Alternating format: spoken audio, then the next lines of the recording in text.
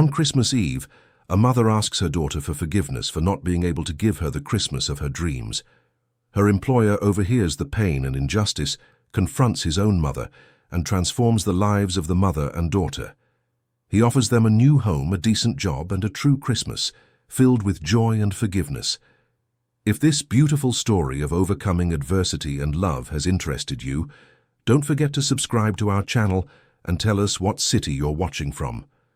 Continuing. The fine December rain fell over Chicago like tears from the sky, wetting the streets that shone with the colorful lights of Christmas. It was the eve of the most anticipated date of the year, and on every corner of the city, families hurried with bags full of gifts, rushing to get home in time for dinner. The air had that unique December smell, a mix of winter rain, sweet popcorn from the street vendors, and the anticipation that only this time of year could bring. Sharon Rivers walked slowly down Magnolia Avenue in the affluent neighborhood of Lincoln Park, carrying her little Jasmine in her arms. The 6-year-old girl was tired after a full day at daycare, and her brown eyes, so much like her mother's, blinked slowly, trying to resist sleep. Sharon adjusted her daughter better in her arms, feeling the familiar weight that never bothered her. That embrace was the most precious thing she had in the world. Sharon's navy blue uniform was damp from the drizzle that wouldn't stop falling. She had worked late that day, December 23rd, preparing the sales mansion for the Christmas Eve dinner that would take place the following night. Every detail had been carefully considered. The embroidered linen tablecloths were impeccable, the porcelain dinnerware gleamed under the light of the crystal chandeliers, and the arrangements of imported flowers perfumed the entire dining room. As she walked, Sharon couldn't stop thinking about the small package she kept in her purse. It was a gift for Jasmine, a little rag doll she had bought in a small shop downtown. It was nothing as luxurious as the electronic toys she saw on television or in the mall windows, but it had been chosen with so much love that it seemed worth more than anything in the world. The doll had curly hair like Jasmine's and a little yellow dress that reminded her of the sun. "Does Santa Claus really exist, Mommy?" Jasmine asked suddenly, lifting her little head from her mother's shoulder. Sharon felt her heart tighten. That simple question carried so much weight, so much innocent hope, that she needed a few seconds to find the right words. "Of course he does, my love.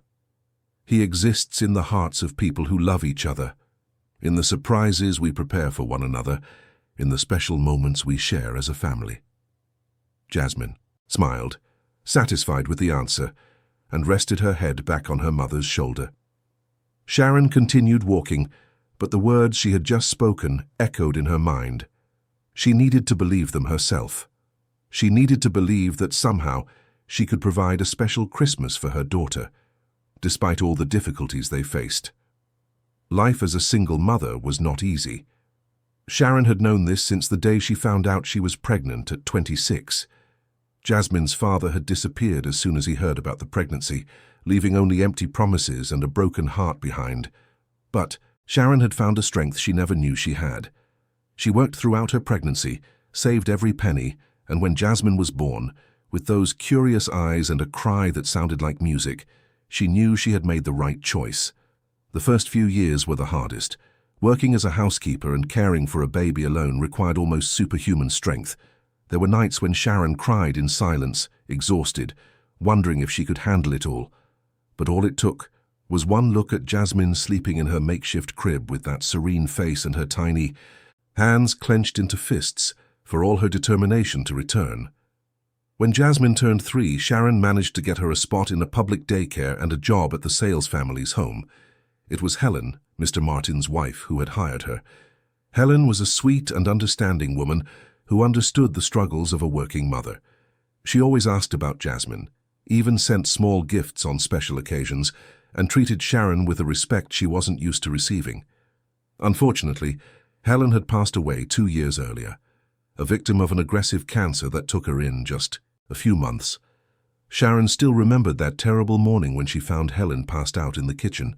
It was her desperate screams that brought the ambulance in time, and it was her constant presence at the hospital that gave her employer strength during the treatment. Helen had held her hand in her final days and whispered words of gratitude that Sharon would cherish in her heart forever. After Helen's death, the dynamic of the house changed completely. Mr. Martin, devastated by the loss, threw himself into his work as a way to escape the pain. John Gabriel, who was then 8 years old, became more withdrawn and needy. And then came Adelaide, Mr. Martin's mother, to help with the house and her grandson. Adelaide Sales was a 70-year-old woman, a widow for over a decade, accustomed to having control over everything around her. She had been raised in an era when social differences were more rigid, and she carried with her a worldview that Sharon found outdated and cruel. From the very first day, it was clear that Adelaide did not approve of the liberal way Helen treated the staff.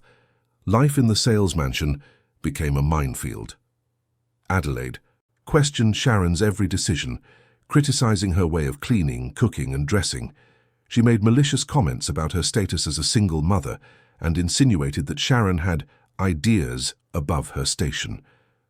The worst part was that she always did this when Mr. Martin was not around, putting Sharon in an impossible position.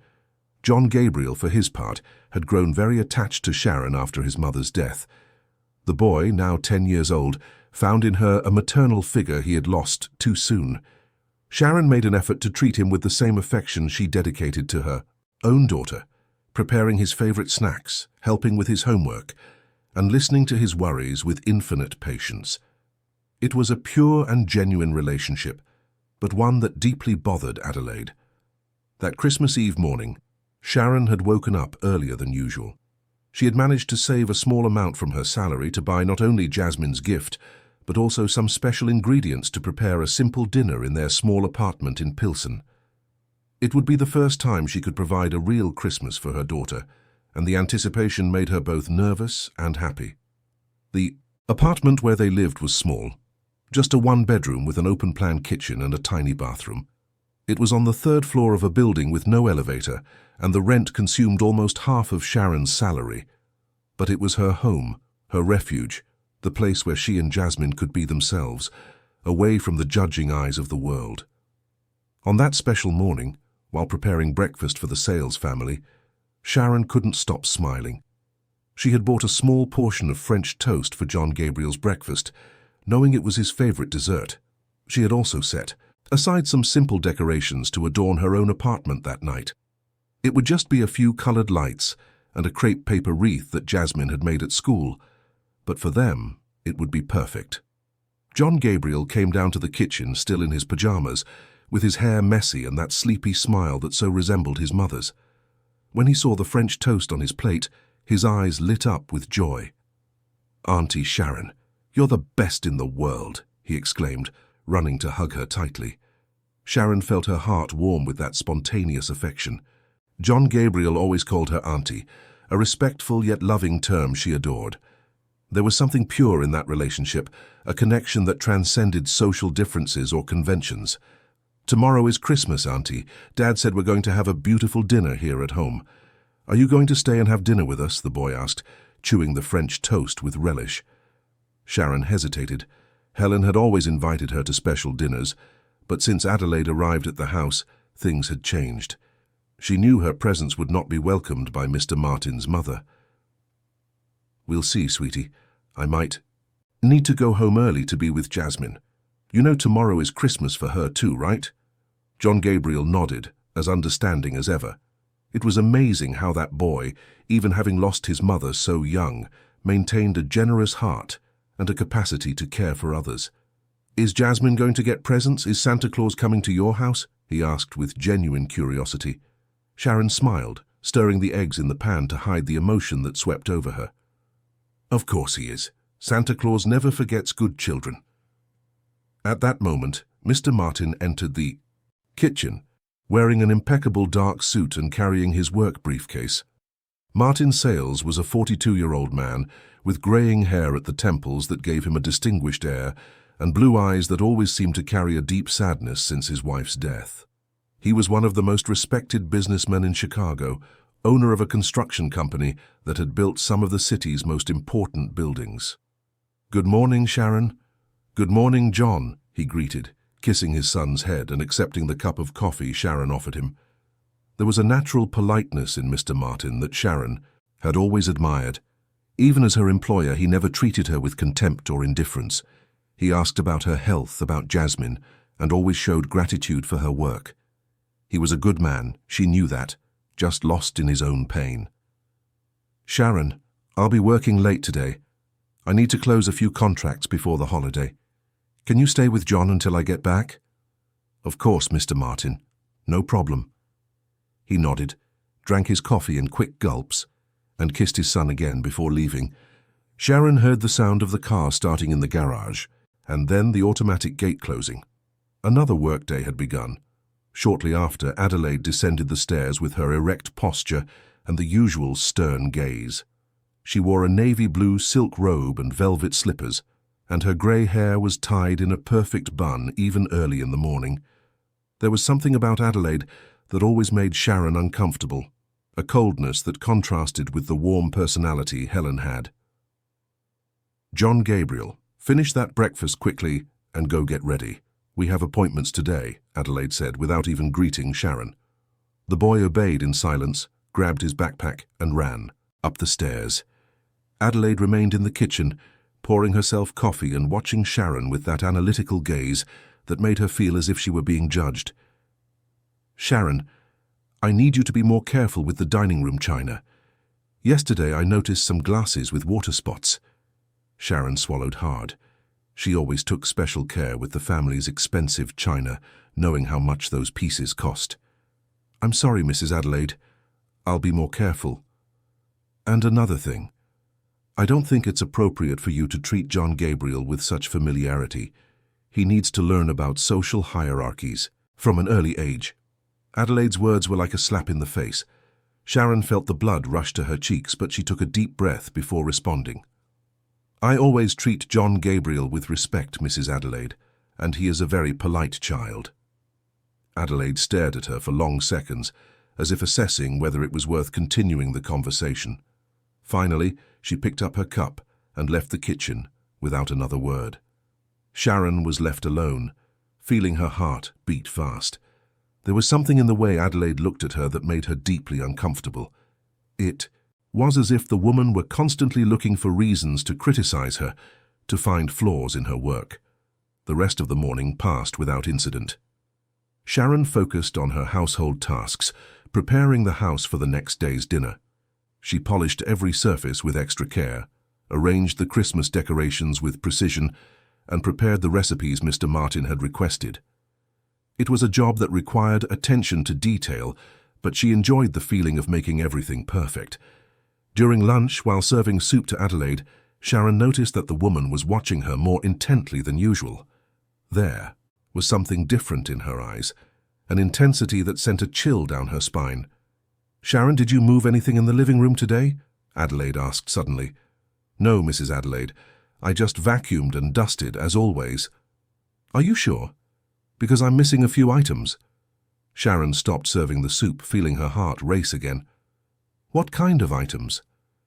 "Some crystal ornaments that are on the sideboard. Very expensive pieces, inherited from my family." Sharon swallowed hard. She knew those ornaments. Small crystal figures that Adelaide always made a point of mentioning were worth a fortune. "I didn't touch anything other than the normal cleaning, Mrs. Adelaide. Perhaps they were put away somewhere else?" Adelaide stared at her coldly. "I would never move my ornaments, Sharon. They were there yesterday, and today they are gone." The accusatory tone was impossible to ignore.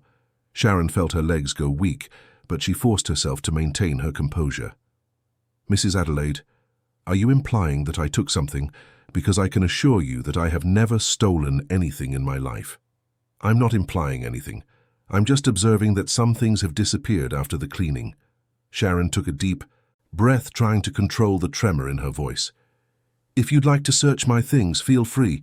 I have nothing to hide." Adelaide smiled coldly. "That won't be necessary for now. But I'll be keeping an eye on you." The afternoon dragged on in a heavy atmosphere.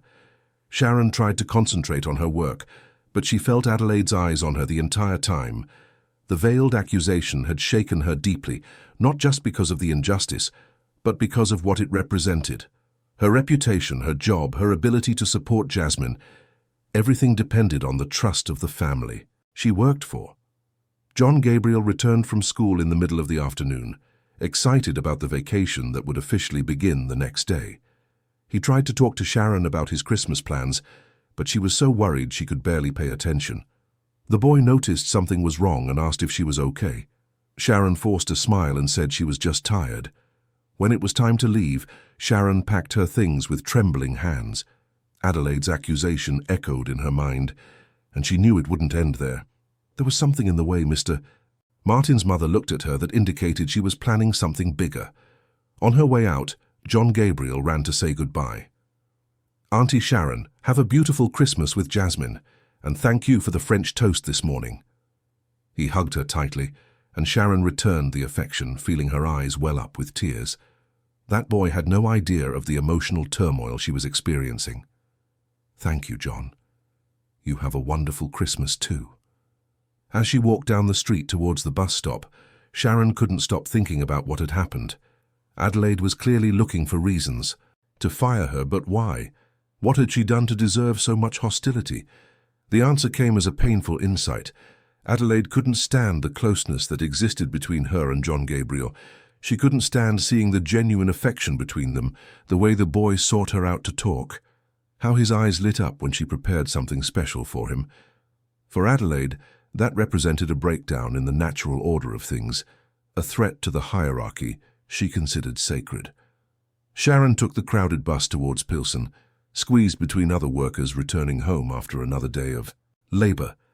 As she looked out the foggy window, watching the city pass by at a hypnotic speed, she thought of Jasmine, who should be finishing dinner at the neighbor's house who looked after her in the afternoons. In an hour, they would be together again. Sharon would tell her about the gift she had bought, about the plans for the next day's dinner, about how special it would be to wake up on Christmas Day for the first time with the means to truly celebrate. Jasmine would be radiant, jump for joy, and they would spend the evening decorating the apartment and dreaming of the morning to come. But a bad feeling wouldn't leave her. Adelaide had planted a seed of destruction, and Sharon feared that the next day, Christmas Eve, her life could completely fall apart. She had worked so hard to get here, had saved every penny with such sacrifice, had nurtured so many dreams about this special Christmas. She couldn't let anything go wrong. Not now. Not when Jasmine would finally have the Christmas she deserved. The morning of December 24th dawned grey, with heavy clouds that threatened to burst over Chicago at any moment. Sharon woke, up before her alarm, as always happened when she was anxious.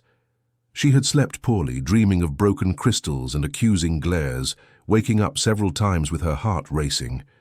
Jasmine was still sleeping soundly in her little makeshift bed in the room they shared. The girl was lying on her side, one hand under her face and the other hugging a worn-out teddy bear that Helen had given her years ago. Sharon approached slowly, watching that serene face, and felt a mixture of love and determination fill her chest. No matter what happened that day, she would do everything to protect her daughter's Christmas. The apartment was quiet, except for the distant sound of traffic that was beginning to intensify on the streets of Pilsen.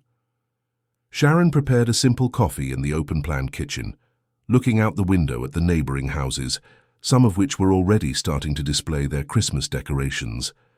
There was something comforting in that scene, working-class families like her, who found creative ways to celebrate, who transformed simplicity into beauty through love. She had left Jasmine's gift hidden on top of the wardrobe, wrapped in colorful gift paper she had bought on sale. The little rag doll was there, waiting for the right moment to appear and bring joy to her daughter's eyes.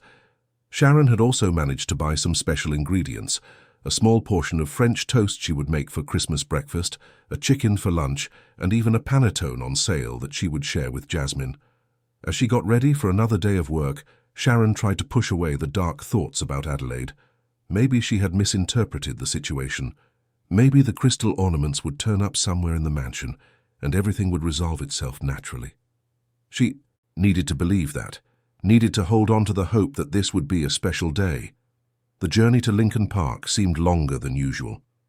On the bus, Sharon observed the people around her, housekeepers like herself, doormen, security guards, salespeople, a whole segment of the population that ensured the city functioned while others slept or celebrated. There was a silent dignity in those people, a strength she recognized in herself. When she arrived at the Sales mansion, she found the main gate decorated with an impeccable golden wreath and lights that blinked in perfect sequence. The entire house radiated prosperity and elegance, from the perfectly manicured garden to the windows with antique frames that gave a special charm to the architecture. It was a different world from hers, but Sharon had never felt envy. She just admired the beauty and focused on doing her job as best as she could. Adelaide was already in the kitchen when she arrived, drinking her morning tea from a fine porcelain cup.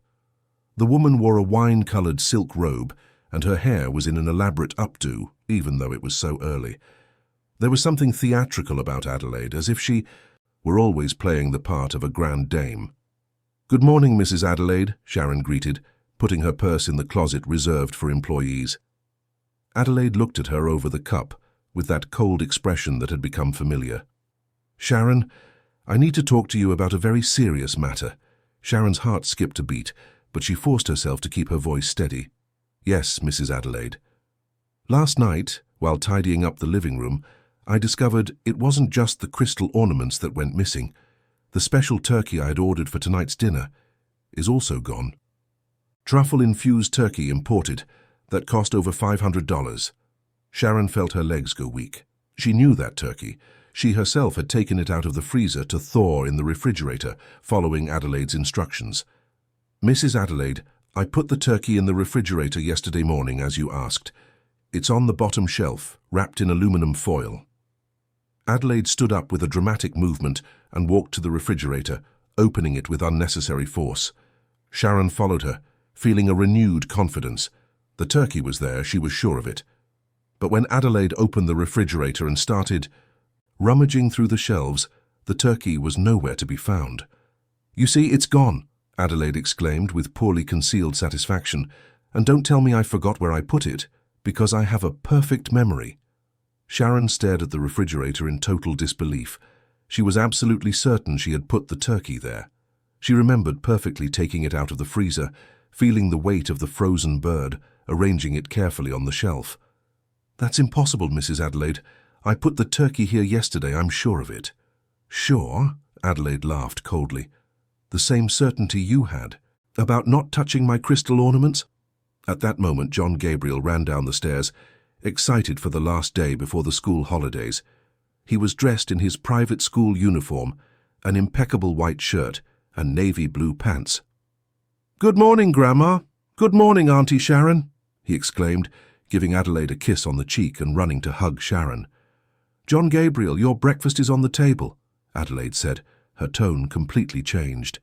"Go eat before it gets cold." The boy obeyed, but Sharon noticed he had picked up on the tension in the air. His eyes moved between her and Adelaide, trying to understand what was happening. While John Gabriel ate his breakfast, Adelaide approached Sharon and whispered, so her grandson wouldn't hear. "I will not tolerate this situation any longer. It's clear you have issues with honesty, and I cannot allow someone like that to work in the same house where my grandson is being raised." Sharon felt as if she had been punched in the stomach. Adelaide's words were laden with calculated cruelty, a coldness that went beyond simple suspicion. "Mrs. Adelaide, I have worked in this house for 5 years. I've never had a problem with anyone. You're accusing me of theft without any proof." "Proof?" Adelaide smiled maliciously. "The proof is that things disappear when you are around. First the crystals, now the turkey. What's next?" John Gabriel stopped eating and looked at them with concern. "What turkey? Why are you guys arguing?" he asked innocently. "It's nothing, dear," Adelaide replied, reverting to the sweet tone she used with her grandson. "Just a misunderstanding." But Sharon saw something in the boy's eyes that worried her, a sadness that shouldn't exist in a 10-year-old child, especially on Christmas Eve. John Gabriel had lost his mother very young and was now witnessing conflicts he couldn't fully comprehend. After John Gabriel left for school, Adelaide sat at the kitchen table and stared at Sharon coldly. "Sharon, I'll be direct with you. I no longer trust your work here. It's clear you have character problems, and I can't risk having someone like that taking care of my house and my grandson." Sharon took a deep breath, trying to maintain her dignity even as she felt her world crumbling around her. Mrs. Adelaide, if you're not satisfied with my work, you can dismiss me, but I will not be called a thief. I'm not dismissing you today because it's Christmas Eve and that would be too cruel, but your last day of work will be tomorrow. And considering the problems we've had, I will be withholding this month's salary as compensation for the missing items. Sharon felt as if the floor had opened up beneath her feet. That month's salary was exactly what she needed to pay the rent, to buy food, to survive until she could find another job. Without that money, she and Jasmine would literally be on the street. You can't do that. Need my salary, I have a daughter to support. You should have thought of that before you stole from my house, Adelaide retorted, rising from the table with an air of superiority. And there's no use making a scene. My son trusts my judgment. Sharon knew she was in an impossible situation. Mr. Martin respected his mother and would probably believe her version of the events. She was just a housekeeper, easily replaceable, while Adelaide was the family matriarch. The rest of the morning passed like a nightmare. Sharon tried to focus on her usual tasks, but her hands were shaking and her mind was in complete turmoil. She thought of Jasmine, who was at school at that moment, happy and excited for the coming Christmas. How would she explain to her daughter that there would be no dinner, no presents, that they might have to leave their apartment? Adelaide circulated through the house with a triumphant air, checking Sharon's every move as if she were a criminal under surveillance. The humiliation was constant, and Sharon felt her dignity being shredded bit by bit. At lunchtime, Adelaide made a point of telling the whole story to the friends who came to visit her. Sharon heard snippets of the conversation from the kitchen, hearing her name pronounced with contempt, hearing accusations repeated as if they were proven facts. "Just imagine," Adelaide said on the phone, 5 years working here, and I never suspected a thing. Helen was always so naive with the staff, treated them like family, and look where it got her." Every word was like a stab to Sharon's heart. Helen had been more than an employer to her. She had been a genuine friend, a person who saw her humanity beyond her social status. And now Adelaide was destroying even the memory of that special relationship. When Mr. Martin came home for lunch, Sharon felt a flicker of hope. Maybe he would listen to her side of the story. Maybe he could see the injustice being committed. "Martin, I need to talk to you about Sharon," Adelaide said as soon as her son entered the house. Sharon remained in the kitchen, but she could hear the conversation unfolding in the living room. Adelaide told her version of the events with a wealth of detail, painting Sharon as an experienced thief who had taken advantage of the family's trust for years. "Are you sure about this, Mother?" Mr. Martin's voice sounded hesitant. "Sharon has always been very trustworthy. Helen was very fond of her.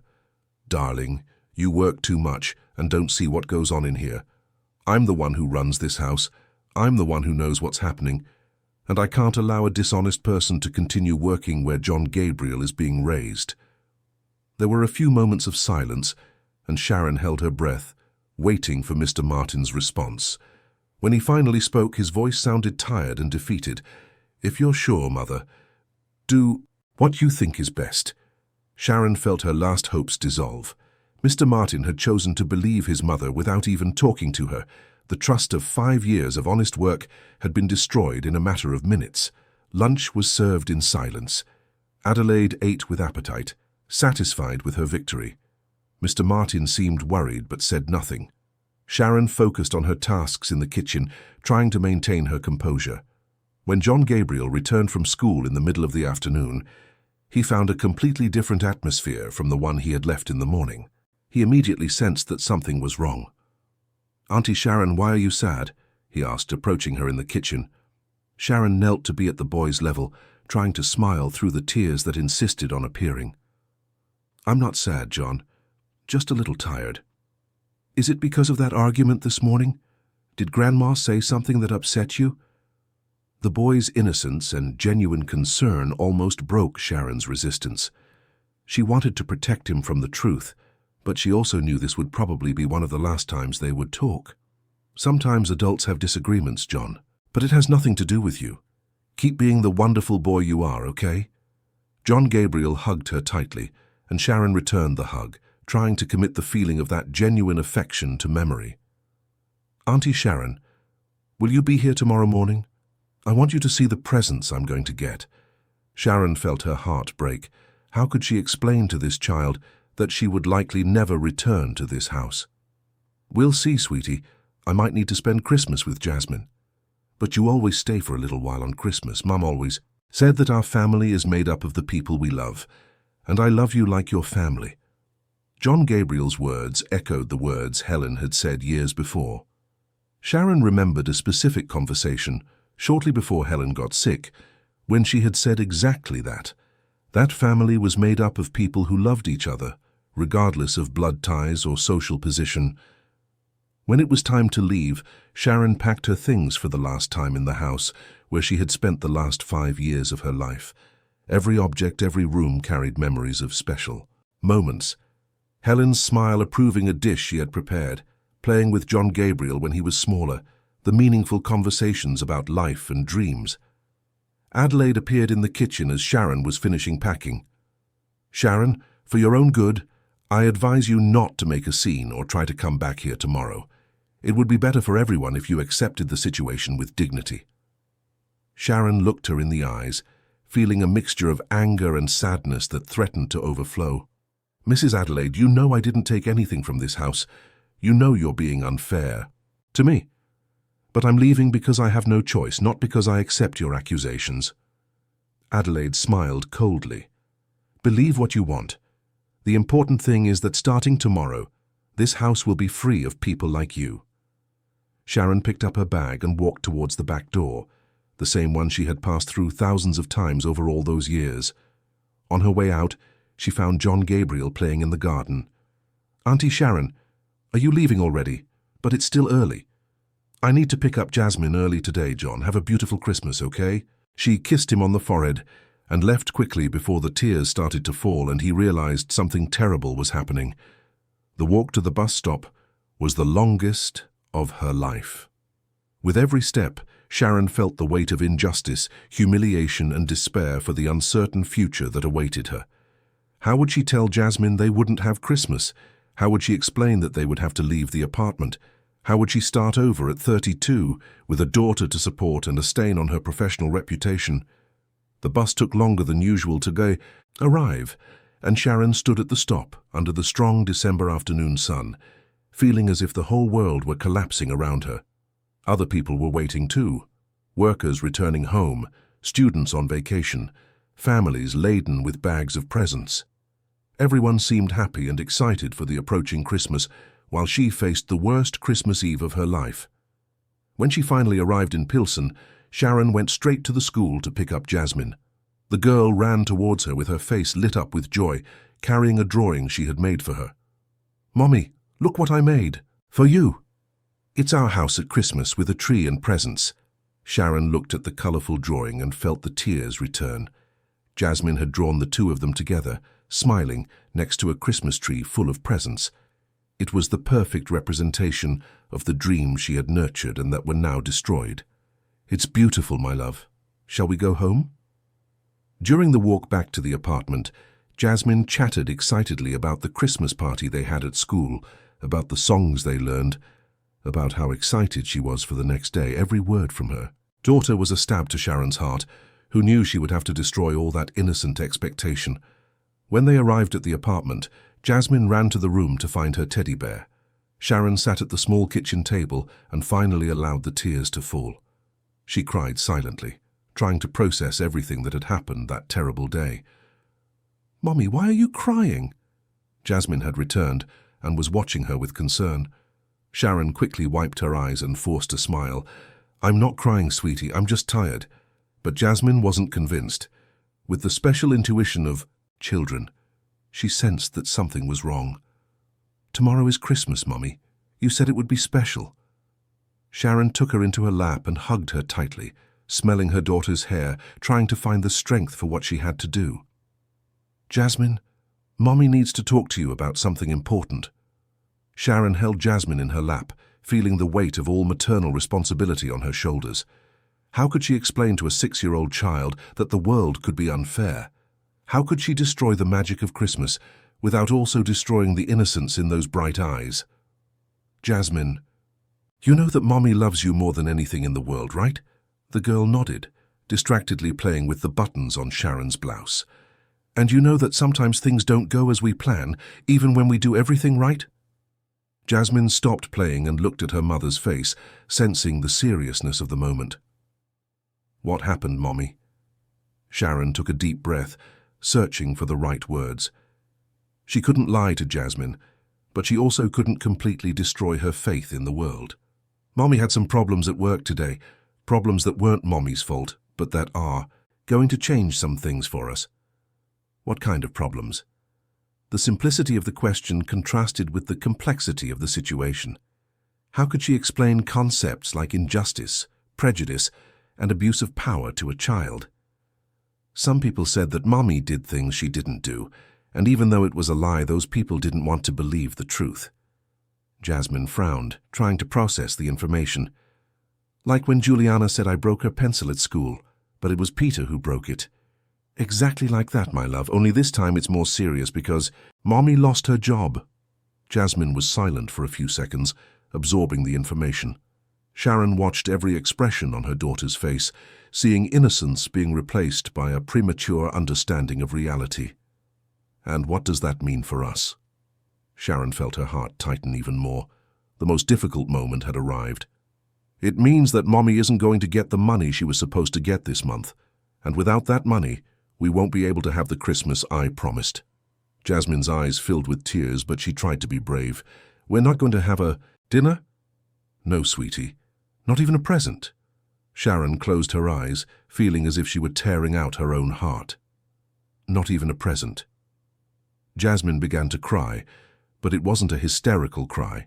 It was a deep cry from someone who was understanding for the first time that life could be cruel to good people. But I was a good girl all year, Mommy. Why isn't Santa Claus coming? That question completely broke Sharon's resistance. She hugged Jasmine and cried with her, feeling all the pain of a mother who cannot protect her child from the hardships of the world. You were the best girl in the whole world, my love. This has nothing to do with you being good or bad. Sometimes bad things happen even to good people. They held each other for long minutes, crying together, sharing a pain that was bigger than both of them. Jasmine sobbed against her mother's chest, and Sharon felt each tear like a stab to her soul. Mommy, are we going to be okay? Jasmine asked in a choked voice. We're always okay, because we have each other. And as long as we're together, we'll find a way to be happy. It was an honest answer, but one full of uncertainty. Sharon really didn't know what their future would be like. Without the salary, they would struggle even to eat in the coming days. The rent was due at the beginning of January, and without money to pay it, they would have to leave the apartment. Jasmine pulled back a little to look at her mother's face. Mommy, can you get another job? I can. It will take a little while, but I'll get one. And can we have Christmas next year? Sharon smiled through her tears. We'll have the most beautiful Christmas in the world next year, I promise. It was a promise made in desperation, an attempt to keep her daughter's hope alive. Sharon didn't know how she would keep that promise, but she knew she would give her life for it. The rest of the afternoon passed in a heavy atmosphere. Jasmine tried to be brave, but Sharon noticed that the girl had matured years in a matter of hours. She played with less enthusiasm, smiled less, and occasionally looked at her mother with a concern that shouldn't exist in a 6-year-old child. Sharon tried to maintain a normal routine. She prepared dinner with the few ingredients they had at home, helped Jasmine with a drawing, and tried to talk about light-hearted subjects. But there was a dark cloud hanging over the small apartment, a sense of doom that was impossible to ignore. When it was time for her bath, Jasmine was quieter than usual. While Sharon was helping her wash, the girl asked a question that caught her off guard. Mommy, are we poor? Sharon stopped soaping her daughter's hair, surprised by the direct question. Why are you asking that? At school, some girls said that only poor kids don't get presents from Santa Claus. Sharon felt immense anger towards those children and their parents, who taught from an early age that a person's worth was related to their material possessions. Jasmine, look at Mommy. We have little money, it's true, but that doesn't mean we are less important than other people. A person's value is not in what they have, it's in who they are. And you are the most special, smartest, most caring girl I know. Jasmine nodded. But Sharon saw that the question was still nagging at her. "Mommy, if we had more money, would people be nicer to us?" The question was too deep for a 6-year-old, but Sharon realized that Jasmine was trying to understand what had happened to them that day. Some people, yes. Unfortunately, some people only respect those who have money. But those are not good people, and we don't need their approval. And the good people? Good people respect everyone equally, no matter if a person is rich or poor. Like Mrs. Helen. Exactly like Mrs. Helen. Sharon smiled sadly, remembering her former employer. Helen was truly special, a person who saw beyond appearances, who treated everyone with dignity and respect. After the bath, they lay down together in bed. Jasmine was physically and emotionally exhausted, but she still asked occasional questions. "Mommy, where will we live if we can't pay for this apartment?" Sharon stroked her daughter's hair, trying to convey a sense of security, even though she felt completely lost. "We'll find a place. Maybe at a relative's house, maybe in a smaller apartment. The important thing is that we'll be together." "And what if nobody wants us?" "That will never happen. There's always someone willing to help people with good hearts." These were words of hope spoken in the dark, a desperate attempt to keep faith even when all seemed lost. Jasmine finally fell asleep, exhausted by the day's emotions. Sharon stayed awake, watching her daughter's serene face in the dim light of the room. Even in her sleep, Jasmine had a slightly worried expression, as if even her dreams were being affected by the new reality. Sharon got up carefully so as not to wake her daughter and went to the small living room. She sat in the old armchair she had bought at a thrift store years ago and finally allowed all the day's anguish to completely overwhelm her. She cried as she hadn't cried in a long time. She cried for the injustice she had suffered, for the humiliation, for the fear of the future. She cried for Jasmine, who had lost her innocence prematurely. She cried for all the dreams destroyed in a single day. But mostly she cried out of anger. Anger at Adelaide, who had destroyed her life out of pure malice. Anger at Mr. Martin, who hadn't even tried to listen to her side. Anger at a world that allowed people like her to be trampled by people like Adelaide.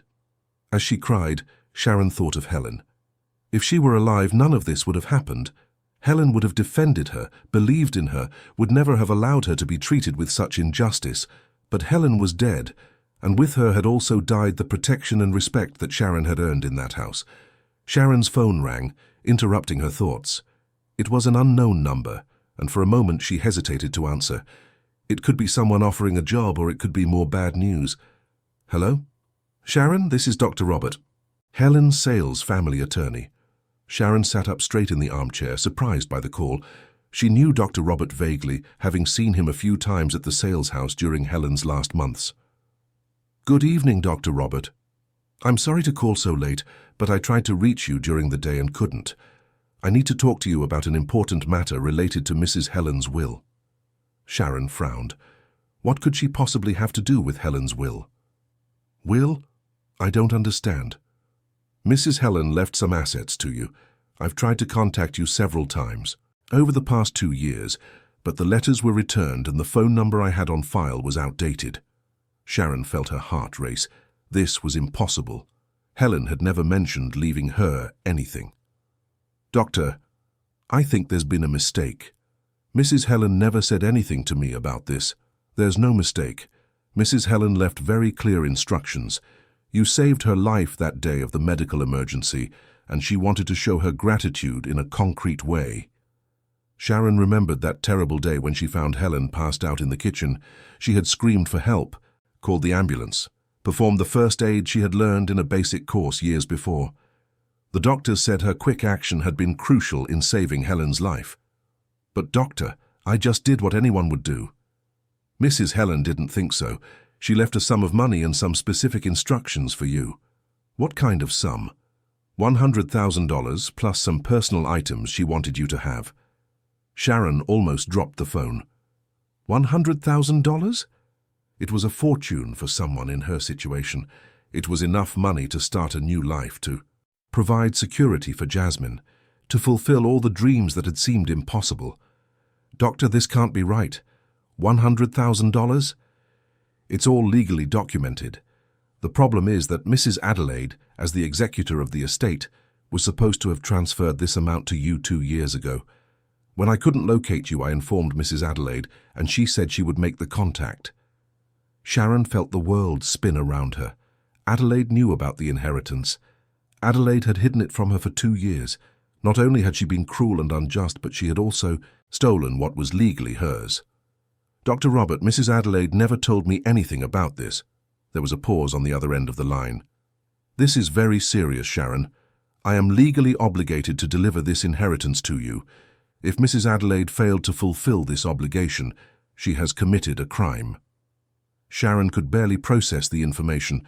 For 2 years she had struggled to survive on minimum wage, had worried about every penny, had denied small pleasures to Jasmine, while Adelaide kept for herself a fortune that was legally hers. Doctor, I need that money now. I lost my job today, and I'm in a very difficult situation. I understand. I can arrange for the transfer today if you have a bank account. I also need you to come to my office tomorrow to sign some documents and pick up the personal items Mrs. Helen left for you. Sharon gave her bank account details with trembling hands. She could hardly believe that her life was about to change completely in a matter of hours. Dr. Robert, may I ask a question? How did you get my current phone number? I hired a private investigator to locate you. Mrs. Helen was very specific in her instructions. This inheritance was to reach your hands, no matter how long it took. After she hung up the phone, Sharon stood for long minutes, trying to assimilate what had happened. Helen, even after death, was protecting her. She had left not just money, but a clear message that she valued what Sharon had done for her, and Adelaide had stolen all of it. For 2 years, she had hidden information that could have completely changed the lives of Sharon and Jasmine. Not only that, but she had probably used that money for her own purposes. Sharon looked into the room where Jasmine was sleeping. Her daughter would no longer have to worry about Christmas presents, food on the table, or a place to live. They would finally have security, dignity, the chance to dream of a better future. But along with the joy came a deep anger. Adelaide had not only been cruel in the present, but she had stolen 2 years of peace that should have been hers by right. How many nights had Sharon slept worrying about money? How many times had she denied small joys to Jasmine due to lack of resources? How many opportunities had they missed because they lacked financial means?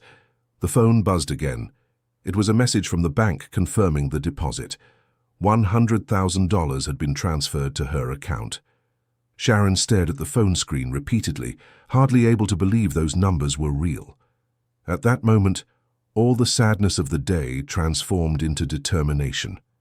Adelaide had underestimated Sharon, had thought she could destroy her life without consequences. But now the tables had turned. Now she had not only the right, but also the power to fight for justice. Sharon returned to the room and watched Jasmine sleep. Tomorrow would be Christmas, and against all odds it would be a special Christmas, not just because they now had money, but because the truth had finally come to light. She lay down next to her daughter, feeling for the first time in months a deep peace settle over her heart. Helen had taken care of them, even from beyond. And now, with this unexpected protection, Sharon knew she had the strength to face Adelaide and claim not only her dignity but also the justice she deserved. Christmas was just beginning, and it would be a Christmas of revelations, of settling scores, and above all of transformations that no one could have imagined. December 24th dawned with a clear, sunny sky, contrasting with the emotional storm that had dominated the previous night. Sharon woke up before dawn, feeling a different energy coursing through her veins.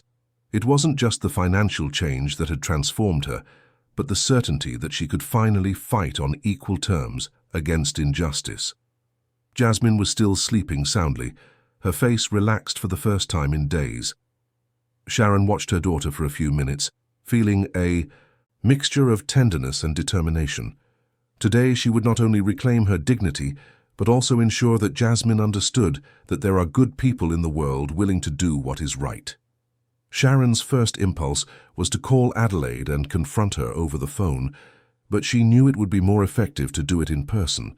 She wanted to see the look in that woman's eyes when she discovered that her victim had become her adversary. She wanted Adelaide to know that she had completely underestimated who Sharon Rivers was, As she prepared a simple coffee in the kitchen, Sharon planned every word she would say. For 2 years, Adelaide had slept soundly, knowing she was stealing the future of a single mother and an innocent child. She had likely used that money for her own extravagances, while Sharon counted every penny to survive. Jasmine woke up around 7 in the morning, still sleepy, but visibly less dejected than the night before. Sleep had helped her process the intense emotions of the previous day, and she seemed to have found a way to accept the new reality. "Good morning, Mommy. It's Christmas Eve, right?" "Good morning, my love." "It is, and it's going to be a very special day." Jasmine stretched and climbed into her mother's lap, seeking the morning affection that was their ritual. "Mommy, I dreamed about Mrs. Helen last night." Sharon felt a shiver run down her spine. The coincidence was striking, considering what she had discovered the night before. What kind of dream? "She was in a place full of light, and she said she was going to take care of us. She said you were a very good person, and that good people always win in the end." Sharon hugged Jasmine tighter, feeling as if Helen were truly sending a message through her daughter's dreams. "And do you believe that? That good people always win in the end?" Jasmine thought for a few seconds before answering. "Sometimes it takes a while, but I think so. You're the best person I know, and I'm sure good things are going to happen to us." Jasmine's unwavering faith gave Sharon extra strength. It was for this special child that she would fight. It was to protect this purity of heart that she would face Adelaide.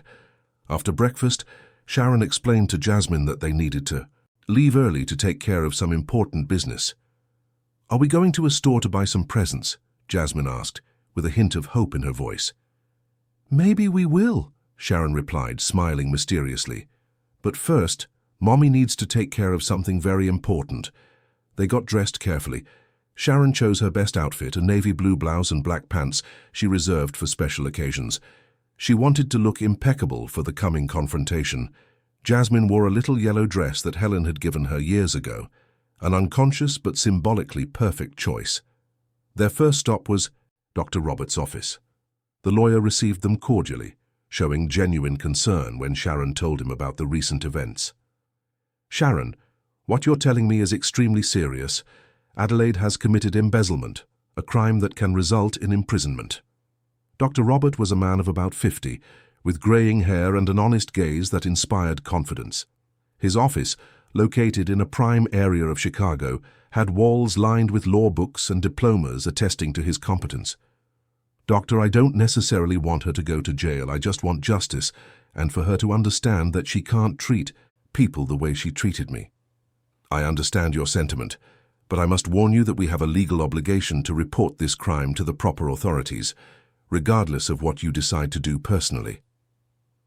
Dr. Robert showed Sharon all the documents related to the inheritance, Helen's original will, with clear instructions about the amount to be delivered, the contact attempts that had been made, and most importantly, the delivery protocol that should have been signed by Adelaide when she was informed about the inheritance.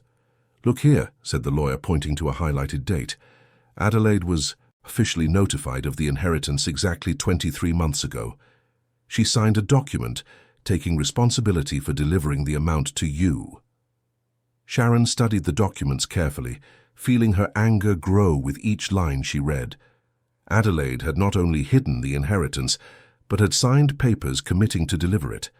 It was a premeditated and documented betrayal. "In addition to the money, Helen also left some personal items for you. She said they were important memories she wanted to be with someone who truly cared about her." Dr. Robert brought out a small, elegant box. Inside, Sharon found a simple but beautiful pearl necklace, an autographed photograph of Helen with a baby John Gabriel, and a sealed letter with her name on it. With trembling hands, Sharon opened the letter. Helen's delicate and familiar handwriting brought words that moved her deeply. "My dear Sharon, if you are reading this letter, it means I am no longer among you, but I want you to know that my gratitude for you will be eternal. You not only saved my life on that terrible day, but you gave me extra years with my son. This money is my way of ensuring that you and Jasmine have security and can dream of a better future. You are one of the most upstanding people I have ever met, and I am sure you will use these resources wisely. Take good care of John Gabriel when I am no longer here. He needs good people like you around him. With all my love and gratitude, Helen." Sharon cried as she read the letter, feeling as if Helen were there, protecting her once more. Jasmine, who had been quiet throughout the conversation, came closer and held her mother's hand. "Is it from Mrs. Helen?" the girl asked. "It is. She left some things for us, and one of them is the certainty that good people like her never truly abandon us." After signing all the necessary documents, Sharon and Jasmine left the lawyer's office with a sense of mission accomplished. But the day was far from over. Now came the hardest part, the confrontation with Adelaide. During the taxi ride to Lincoln Park, Sharon explained to Jasmine that they were going to the house where she used to work to resolve a very serious misunderstanding. "Mrs. Adelaide did something very wrong, and now Mommy is going to talk to her about it." Jasmine, with her child's intuition, sensed her mother's tension. "Are you scared, Mommy?" "A little. But sometimes we have to be brave to do what's right, even when we're scared. What if she's mean to us?" Sharon smiled, feeling a confidence she hadn't had in a long time. "She can't be mean to us anymore. Now we have protection." When they arrived at the sales mansion, Sharon felt a mixture of nostalgia and determination. That house had been her workplace for 5 years, but now she was returning under completely different circumstances. She was no longer a vulnerable housekeeper, but a woman who knew her rights and had the resources to defend them. Jasmine looked in awe at the imposing mansion, with its classic architecture and perfectly manicured gardens. "Is this where you used to work, Mummy? It's so beautiful." "It is, and this is where I met very special people like John Gabriel and Mrs. Helen." Sharon rang the doorbell with determination. She knew Adelaide would be home, probably preparing for the Christmas Eve dinner that night. The maid who answered the door, a young woman Sharon didn't know, seemed surprised to see her. "Good morning. I'd like to speak with Mrs. Adelaide. It's about a very important matter." The young woman hesitated, clearly unsure of how to proceed. "Do you have an appointment?" "I don't, but I'm sure Mrs. Adelaide will want to see me when she knows who I am. You can tell her it's Sharon Rivers." A few minutes later, Adelaide appeared at the front door. She was impeccable as always, wearing a burgundy dress and discreet but expensive jewelry. When she saw Sharon accompanied by Jasmine, her face showed a mixture of surprise and irritation. "Sharon, what are you doing here? Told you yesterday it would be better for everyone if you didn't come back." Sharon took a deep breath, feeling all the strength she had discovered within herself the night before. "Mrs. Adelaide, I need to talk to you about a very serious matter, preferably inside because I don't think it's appropriate to discuss legal issues on the doorstep." Adelaide frowned at the word legal, but maintained her arrogant posture. "Legal issues? What are you talking about?" "You know exactly what I'm talking about, but if you prefer to pretend you don't, I can clarify right here in front of anyone who wants to listen."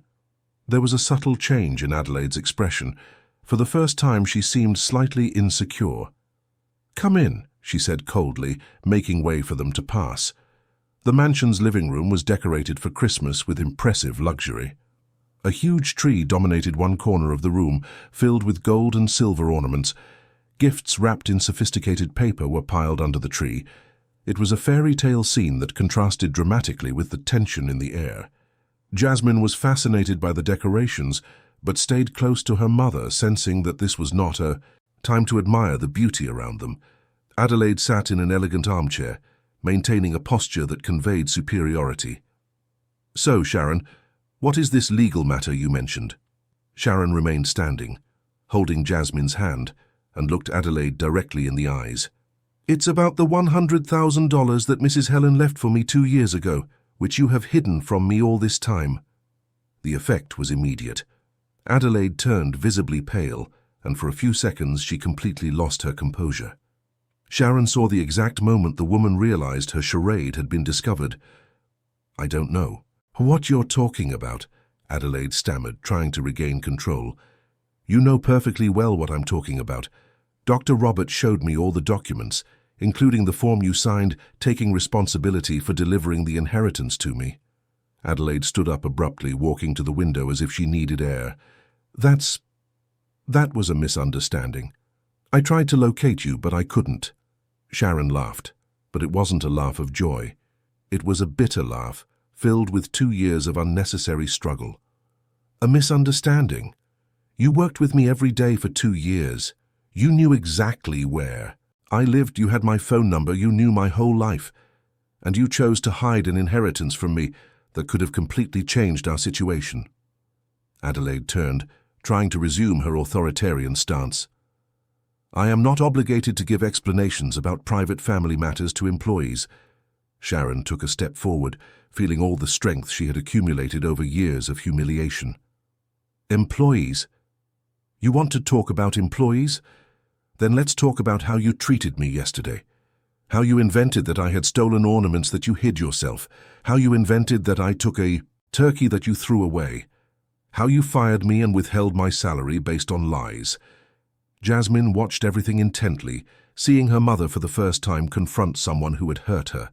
There was something educational in that moment, a lesson about dignity and courage that would be forever etched in the girl's memory. Adelaide tried to interrupt, but Sharon wouldn't let her. You not only stole $100,000 from me for 2 years, but you also destroyed my professional reputation based on lies. You did it on Christmas Eve, knowing I have a daughter to support. You did it because you can't stand the idea that a housekeeper can be treated with respect and dignity. At that moment, the living room door opened and Martin Sales entered, clearly surprised to find Sharon and Jasmine there. He was dressed casually, in a polo shirt and jeans, and his face showed total confusion. Sharon, Jasmine, what are you doing here?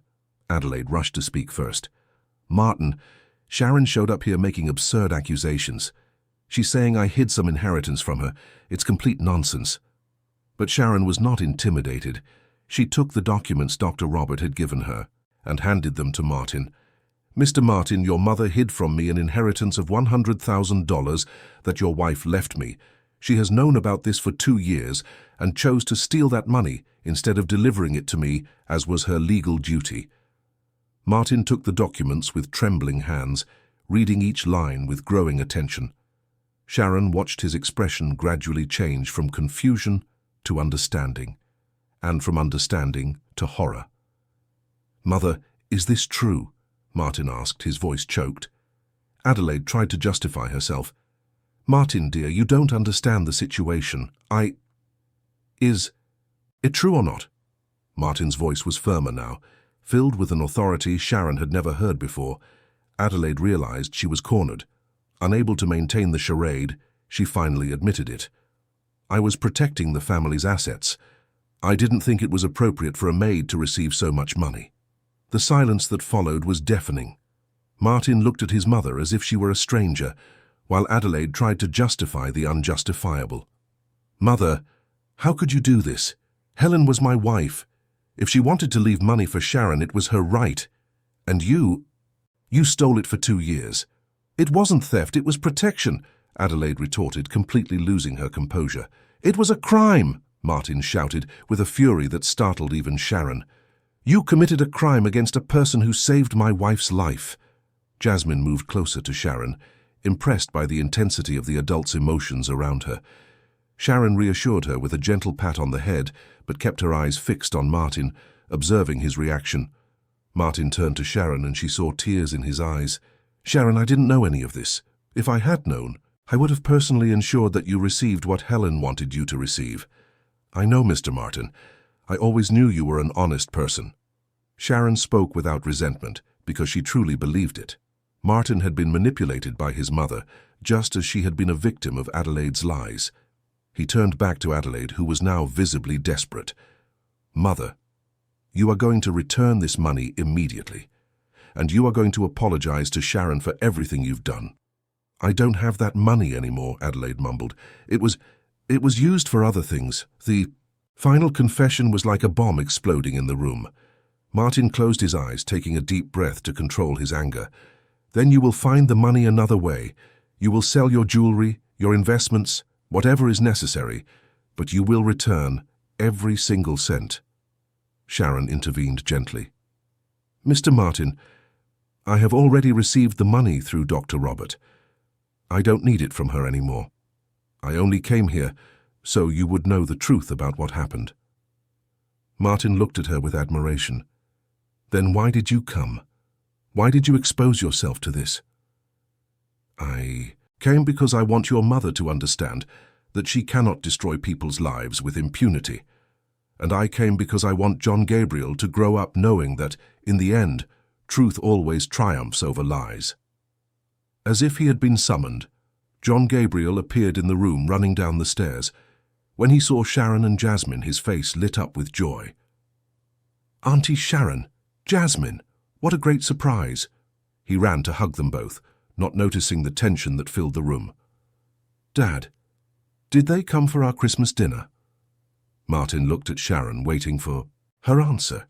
Sharon smiled at John Gabriel, feeling immense tenderness for the boy who had always treated her with genuine affection. "No, John, we just came to clear up a misunderstanding. But I want you to know something. You are a very special boy, and your mother would be very proud to see how you've grown."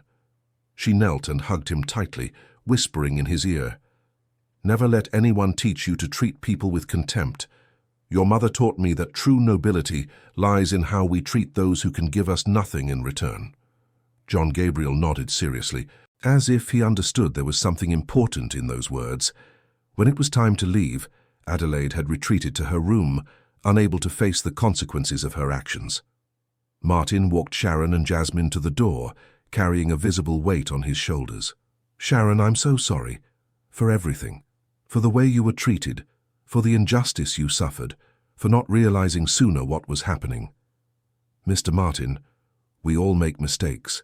What matters is what we do after we discover the truth." He nodded, acknowledging the wisdom in her words. Would you like to come back to work here? With much better conditions, of course." Sharon smiled but shook her head. "Thank you, but no. Now Jasmine and I have the chance to start a new life, and we want to take that opportunity." As they walked down the street towards a taxi stand, Jasmine asked, "Mummy, are we going to have our Christmas now?" Sharon picked up her daughter and kissed her on the forehead. "Now we're going to have the most beautiful Christmas of our lives. And all the Christmases to come will be special too, because we've learned that when you do what's right, things always work out in the end." The afternoon was still young and they had much to do. First, they would go shopping for the most special Christmas they had ever dreamed of. Then they would return home to celebrate not only the birth of Christ, but also the rebirth of their own lives. And for the first time in a long time, Sharon knew with absolute certainty that the future would be bright. The mall was at its Christmas Eve peak. Families rushed from one store to another, carrying colorful bags and anxious expressions. Children admired the decorated windows. Couples argued over last-minute gifts, and elderly people watched the bustle with nostalgic smiles. It was a typical December 24th scene, but for Sharon and Jasmine, it was something entirely new. For the first time in their lives, they were in a shopping mall with enough money to buy what they truly wanted, without having to calculate every penny or settle for second-rate sales. It was a strange and liberating feeling at the same time. Jasmine walked beside her mother with wide eyes, trying to absorb all the magic around her. The Christmas decorations were stunning. A giant nativity scene occupied the central atrium, surrounded by a scenic village complete with illuminated houses and artificial snow. A 50-foot Christmas tree sparkled with thousands of golden lights, and mechanical Santas waved at the passing children. "Mommy, is all this real?" Jasmine asked, still processing the radical change their lives had undergone in a matter of hours. "It's real, my love. And today, you can choose any gift you want." "Anyone?" Sharon smiled, feeling a joy she hadn't experienced in a long time. "Anyone. Within reason, of course. But today is your day to dream big." Their first stop was a huge toy store, with 3 floors filled with wonders that made children's eyes sparkle like stars. Jasmine stood at the entrance for a few minutes, simply observing everything with reverence. There were dolls that talked and walked, pink bicycles with training wheels and decorated baskets, fully furnished dollhouses, electronic games with colorful screens, teddy bears the size of children, and a myriad of other treasures that once seemed unattainable. "Where do you want to start?" Sharon asked, feeling a deep emotion seeing the happiness on her daughter's face. Jasmine walked slowly through the aisles, carefully touching some toys as if they were precious relics. Sharon watched her, noticing that the girl was being selective, choosing with care even though she had the freedom to take whatever she wanted. "Mommy, can I get a doll that looks like me? I've always wanted a doll that looked like us." Sharon's heart ached at the simplicity of the request. Through all those years of hardship, Jasmine had developed modest dreams, requests that revealed not only what she wanted, but also what she believed she deserved. "Of course you can, my daughter. Let's find the most beautiful doll for you." They searched several sections until they found a doll with curly hair like Jasmine's and brown skin.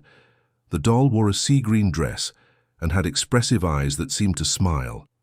Jasmine held it in her arms as if it were a real baby. "She's perfect, Mummy. Can I give her a name?" "Of course, what name do you want to give her?"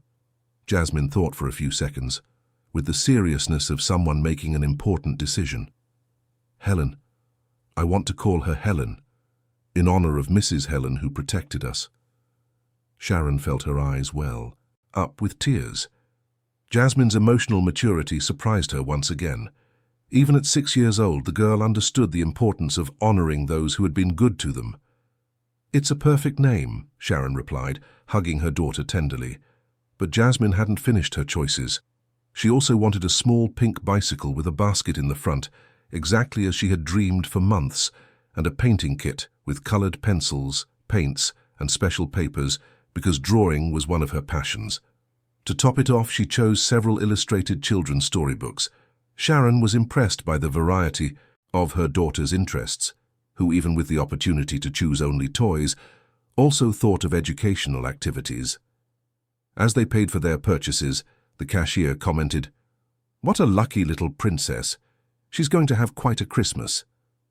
Sharon smiled, but inside she thought that luck had nothing to do with it. It was justice finally being served. It was love being recognized. It was Helen continuing to care for them, even from beyond. The next stop was a children's clothing store. Jasmine needed new clothes, especially for special occasions. They chose a beautiful red dress for Christmas with white lace details and a skirt that twirled when Jasmine spun. They also bought new shoes, an elegant jacket, and several casual outfits for everyday wear. "Mummy, can I choose an outfit for you too?" Jasmine asked suddenly. "For me?" "Yes. You always buy things for me, but you never buy anything nice for yourself. Today I want to choose something special for Mummy." Jasmine's generosity deeply touched Sharon. Even in a situation where she was the center of attention, the girl thought of her mother's well-being. They went to the women's section where Jasmine carefully chose an elegant royal blue dress that enhanced Sharon's eyes and had a sophisticated yet discreet cut. "This one, Mommy, you'll look beautiful in it." Sharon tried on the dress and looked at herself in the mirror. It really did look good, and there was something symbolic about it. She was literally dressing for a new phase of her life. After shopping for clothes and gifts, they had lunch in the mall's food court. Jasmine chose a hamburger with fries and a strawberry milkshake, a meal that used to be a special luxury and could now be enjoyed without guilt. As they ate, Sharon watched the activity around them. Families from all social classes mingled in the democratic space of the food court. There were hurried executives in their expensive suits, young couples on tight budgets sharing a pizza, retired seniors enjoying a special outing, and single mothers like her, doing their best to provide happy moments for their children. "Mommy, can I ask a question?" Jasmine said, interrupting Sharon's thoughts. "Of course, my love." "Why was Mrs. Adelaide mean to us?" It was a difficult question, requiring an honest but age-appropriate answer for a 6-year-old. "You know, Jasmine, some people grow up believing they are better than other people because of the money they have or the social position they hold. Mrs. Adelaide was raised in a time when those differences were stricter, and she never learned that all people deserve respect. But that's wrong, right? It's very wrong. And that's why we always have to treat everyone with politeness and kindness, no matter if they are rich or poor, whether they work as an executive or a janitor." Jasmine nodded thoughtfully. "And John Gabriel? Does he think like that too?" "No, John Gabriel is different. His mother taught him good things. That's why he was always kind to us." "I liked John Gabriel. He was nice." Sharon smiled. "I liked him too. And I'm sure he'll grow up to be a good person, even after going through difficult things. After lunch, they went to a Christmas decoration store. Sharon wanted to transform their small apartment into a magical place for that special night.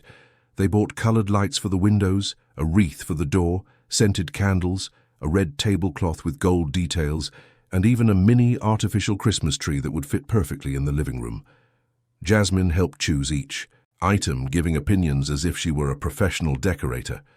Her excitement was contagious, and Sharon found herself laughing more that afternoon than she had in months.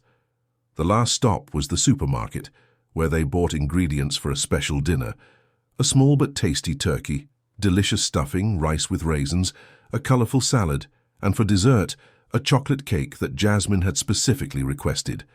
As they pushed the cart through the aisles, Sharon thought about how different it was to shop when you had financial peace of mind.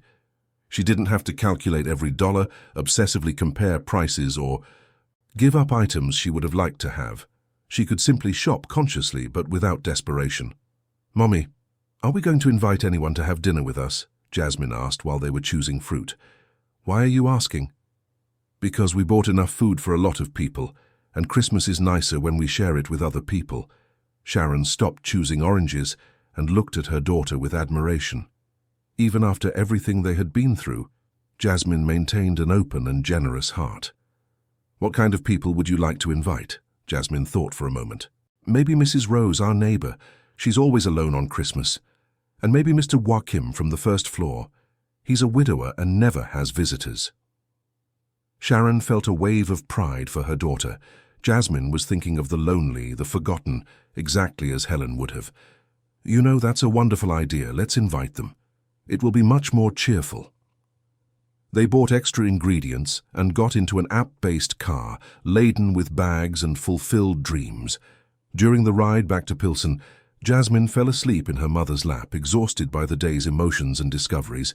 Sharon watched. The city landscape passed by the window. Chicago was dressed for Christmas. Illuminated trees on the overpasses, decorations on building facades, people carrying gifts on the sidewalks. It was the same city as always, but to her it seemed completely different. Because now she was part of this celebration, not just as an observer, but as a protagonist. When they arrived at their building, Sharon gently woke Jasmine. "We're here, my princess. Now let's turn our home into a magical place." Jasmine stretched and smiled, still sleepy but excited. "Can I help decorate everything?" "Of course. You'll be my official decorating assistant." They climbed the stairs carrying the bags, and when they opened the apartment door, Sharon had a strange feeling. The place seemed smaller and simpler after the afternoon at the mall, but at the same time, it felt more welcoming and full of possibilities. The first task was to put away the groceries and organize the presents. Sharon hid Jasmine's toys on top of the wardrobe, just as she had done with the rag doll the day before. But now, in addition to the original doll, there was a mountain of gifts that would make any child's eyes light up with joy. Next, they began decorating. Jasmine proved to be an efficient helper, passing the lights for her mother to hang in the windows, arranging the scented candles around the house, and offering suggestions on where each ornament would look best. When they finished, the small apartment was completely transformed.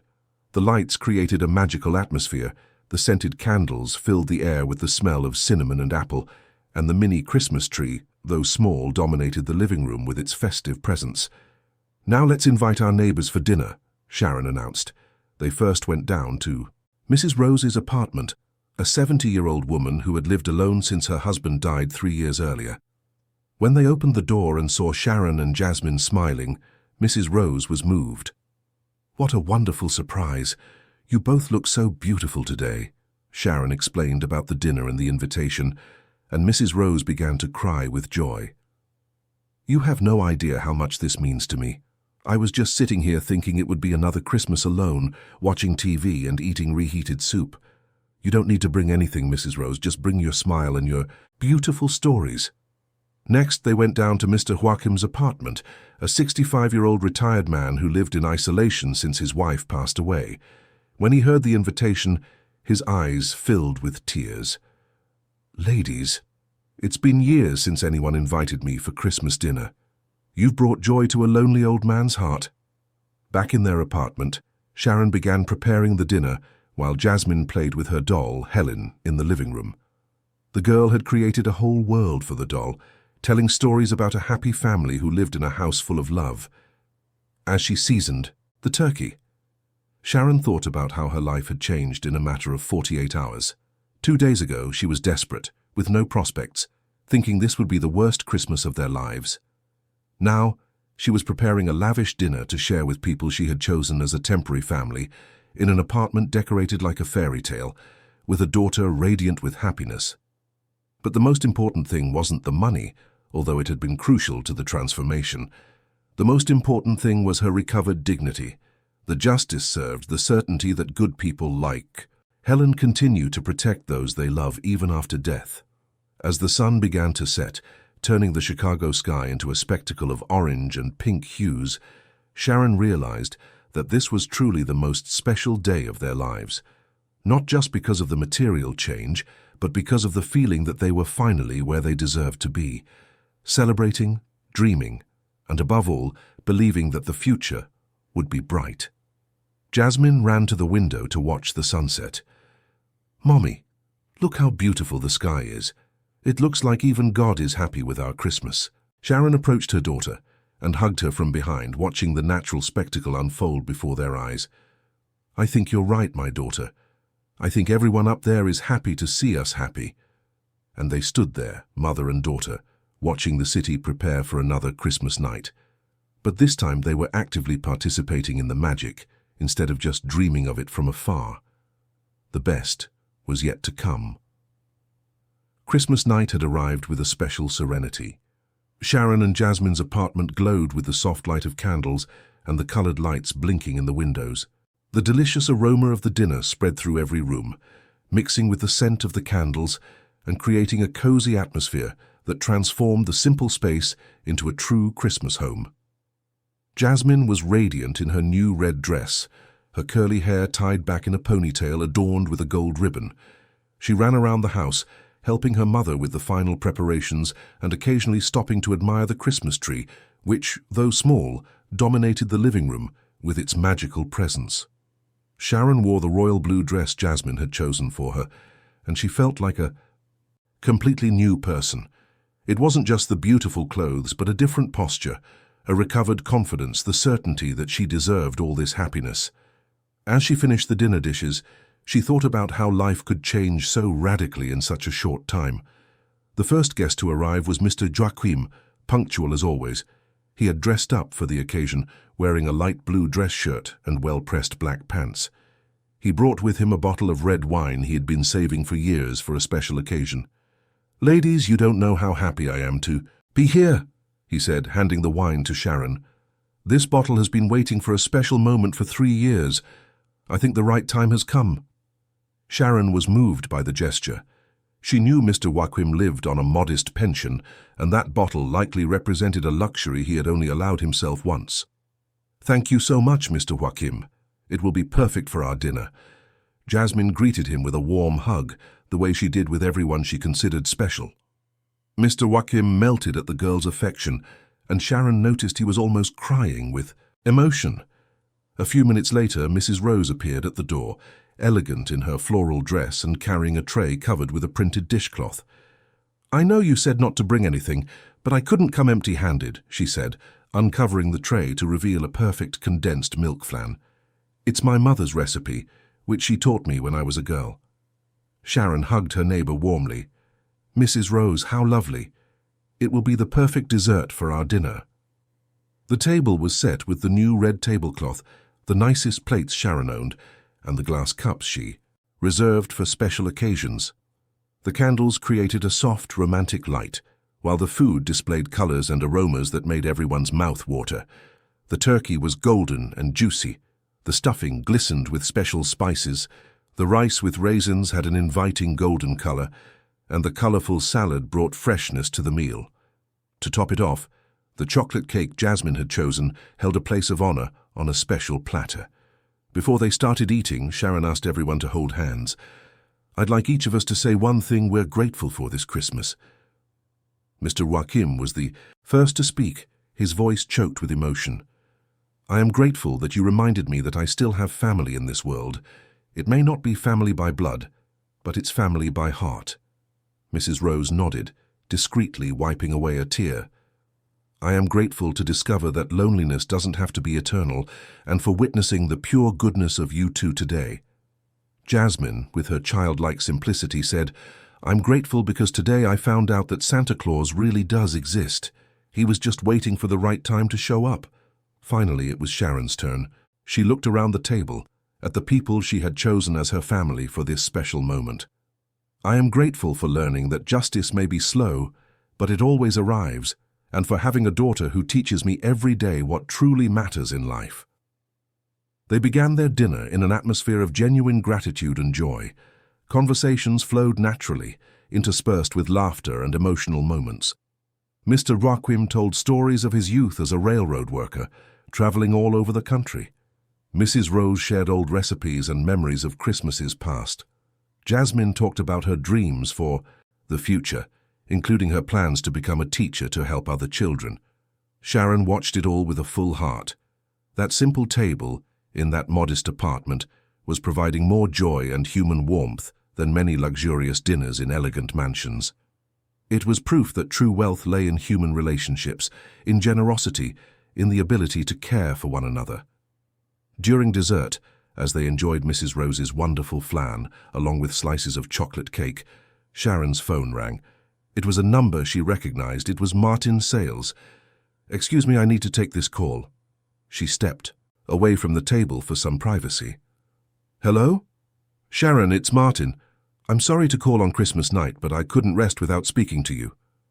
It's no problem, Mr. Martin. How can I help you? There was a pause on the other end of the line, and Sharon realized he was nervous. I wanted to tell you that I had a very serious talk with my mother after you left. She finally admitted everything she did and is truly sorry. Sharon listened attentively, without showing anger or satisfaction, just curiosity about what had happened after she left. And how is John Gabriel? He was very upset when he found out you wouldn't be coming back. He asked if he could call to say goodbye to you and Jasmine. Sharon's heart ached. She had always had a special affection for John Gabriel, and she knew the feeling was mutual. Of course he can. Can I speak with him now? I can get him, but first I want to say something. You were very generous today. You could have been cruel to us. You could have humiliated us in the same way you were humiliated. But you chose to be dignified. And it reminded me why Helen was so fond of you. Martin's words moved her deeply. It was recognition that she had chosen the right path, even when it would have been easy to choose revenge. Mr. Martin, holding a grudge would only poison my own heart, and I have a daughter who needs to learn that you resolve conflicts with dignity, not with revenge. A few minutes later, John Gabriel was on the phone, speaking with the typical joy of a 10-year-old, but with a noticeable sadness in the background of his voice. Auntie Sharon, Dad told me, you're not going to work here anymore, is it true? It's true, John, but that doesn't mean we'll never see each other again. Sometimes life takes us down different paths, but people who care about each other always find a way to stay in touch. Can I visit you and Jasmine sometime? Sharon looked at the table where her guests were waiting and had an idea. John, how about you and your dad come over for lunch next Sunday? Jasmine would love to show you the presents she got. The boy's excitement was immediate. Really? Can we really come? I'll tell Dad. You can tell him. And John, one last thing. Your mother would be so proud of the boy you've become. Keep being that special person, okay? When Sharon returned to the table, everyone noticed she was emotional. Is everything okay? Mrs. Rose asked. Everything's great. It was just someone reminding me that happy endings are even more beautiful when they include forgiveness. After they finished dessert, it was the moment Jasmine had been waiting for most, exchanging gifts. Sharon had prepared everything with care, wrapping each gift in colorful paper and pretty bows. The first gift Jasmine opened was the Helen doll. When she saw the beautiful doll with curly hair like hers and a sea-green dress, Jasmine screamed with joy. Mommy, she's even more beautiful than I imagined. Look, she really looks like me. Jasmine hugged the doll as if it were a treasure, and then ran to show Mr. Joachim and Mrs. Rose, who were delighted with the girl's joy. Next came the bicycle, which left Jasmine speechless for a few seconds. It was exactly as she had dreamed, pink, with a basket in the front and training wheels on the sides. "Tomorrow morning we'll go to the park so you can learn to ride," Sharon promised. The painting kit was also a huge success. Jasmine spread the colored pencils on the table, admiring each color as if they were precious jewels. The storybooks completed the perfect set, and she immediately started flipping through one of them, admiring the colorful illustrations. But Jasmine had prepared a surprise for her mother too. She had asked Mrs. Rose to help her wrap a drawing she had made especially for that moment. "Mommy, I have a present for you too." Sharon carefully opened the wrapping and found a colorful drawing that moved her deeply. It was a portrait of the two of them, holding hands surrounded by colorful hearts and flowers. At the bottom, Jasmine had written in her neat handwriting, "To the best mom in the world. My daughter, this is the most beautiful gift I have ever received in my life." Sharon mentally framed that moment, she and Jasmine hugging, surrounded by loved ones, in an apartment lit by love and hope. It was the perfect image of how beautiful life could be when one had the right priorities. Mr. Joachim and Mrs. Rose also exchanged small gifts. He had bought her a silk scarf and she had made him a crocheted scarf. It was touching to see how these two lonely people had found a new family on that special night. When it was time for the final dessert, slices of Mrs. Rose's flan accompanied by freshly brewed coffee, everyone was in an atmosphere of absolute contentment. The conversations flowed without hurry, interspersed with moments of contemplative silence where each person absorbed the magic of the moment. Jasmine, tired from the day's emotions, fell asleep in her mother's lap while the adults talked in low tones.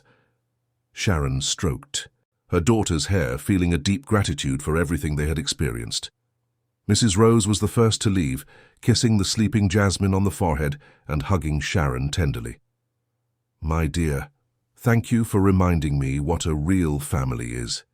This was the most special Christmas I've had in years." Mr. Joachim was also emotional as he said goodbye. "Sharon, if you two ever need anything, just knock on my door. You've given me a priceless gift, the certainty that I can still be useful and loved by someone." After the neighbors left, Sharon carried a sleeping Jasmine to her room. The girl was exhausted, but had a serene smile on her lips, hugging the Helen doll as if it were a protective talisman. As she tidied up the house, blowing out the candles and organizing the kitchen, Sharon reflected on everything that had happened since the morning of the 23rd. In less than 48 hours, her life had been completely transformed. She had lost a job, but gained dignity. She had faced injustice, but found a strength she never knew she possessed. She had gone through despair, but had reached redemption. Before going to bed, she approached the living room window and looked out at the street illuminated by the Christmas lights from the other apartments. It was a beautiful sight, representing thousands of families celebrating that special date, each in their own way, each with their own stories of struggle and overcoming. At that moment, Sharon felt a warm presence beside her. It was as if Helen were there, smiling and approving of everything that had happened. The inheritance had not just been money, but a clear message. Good people take care of each other even after death. She took Helen's letter, which was in her purse, and read it one more time. The words took on a new meaning now that she had lived through it all. "You are one of the most upstanding people I have ever met, and I am sure you will use these resources wisely." Helen had been completely right. Sharon had used the resources not only to buy gifts and food, but to create moments of love, to include lonely people, to teach her daughter about generosity and gratitude. When she finally lay down next to Jasmine, who was sleeping soundly, hugging her Helen doll, Sharon felt a peace she hadn't experienced in a long time. It was the peace of someone who had faced injustice and won, not through revenge, but through dignity. The clock on the wall read almost midnight when she finally fell asleep. In her last thought before sleep, Sharon mentally thanked Helen, all the guardian angels who protect pure-hearted people, and most of all, she thanked the strength she had found within herself to fight for what was right. Outside, the city slept peacefully after another Christmas. But in the small apartment in Pilsen, two lives had been completely transformed. And when the sun rose, on December 25th, Sharon and Jasmine would wake up not just to a new day, but to a completely new life, full of possibilities that once seemed impossible. Jasmine had asked if Santa Claus really existed. The answer was there, in that moment of absolute peace, surrounded by love and the certainty that goodness always wins in the end. Santa Claus did exist, but he wasn't an old man with a white beard who came down the chimney. He was the force of good that moves people like Helen to protect those they love, that inspires lawyers like Dr. Robert Too to fight for justice, that touches hearts like Martin's to recognize mistakes and seek amends. It was the transformative power of love, justice, and hope, which can change lives in a matter of hours and create Christmas miracles that last for all eternity. Dear listeners, we hope the story of Sharon and Jasmine has deeply touched your hearts. If you were moved by this journey of struggle, injustice, and redemption, please leave a like, subscribe to the channel, and tell us in the comments which moment marked you the most. Every day we bring intense stories like this one, which reveal the deepest side of the human soul and show that, even in the most difficult moments, kindness and justice can transform lives in unimaginable ways. We look forward to seeing you in the next episode, where a new touching story will reveal other secrets of the human heart.